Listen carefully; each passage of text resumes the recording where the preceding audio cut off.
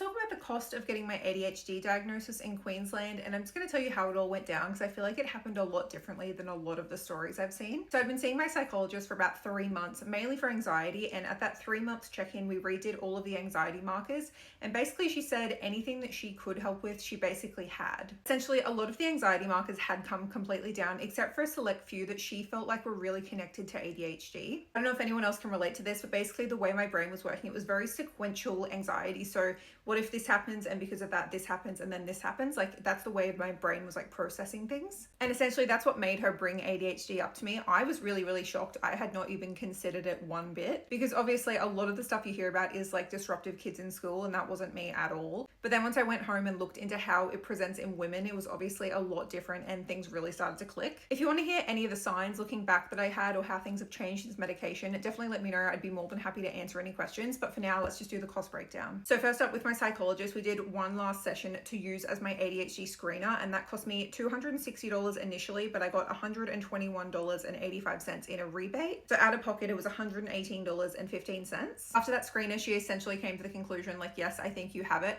She was absolutely amazing. She could have kept me going there for anxiety for months and months and months and nothing would have changed, but instead she gave me a much cheaper pathway. So from here, basically the process was she took this screener and used that as a referral to get me into a GP that could get me into a psychiatrist. The appointment with the GP to get me into the psychiatrist was about $90. That psychiatrist was called Fluence Clinic, and I was able to get my assessment done through Zoom, so it was great. It was just one session. That one session, it was $1,075 for the initial cost, but I actually got $444.90 in a rebate. So it actually only cost me $630.10 out of pocket. After that, there's obviously all the other things. I had to go back to the GP to get my script for my medication. I have to pay for the medication, and I also use Vumi morning and night. I absolutely love Vumi. You might have seen me talking about them before, but if you want to go and try them out, they gave me a discount code because I talk about it so often, so it's Amy10. But anyway, out of pocket, in total, my diagnosis itself cost $838.25 out of pocket, which honestly is a lot less than I've seen it cost for other people. But yeah, that was just my personal experience. I would love to hear how you guys went about it, because I know everyone's process is so different.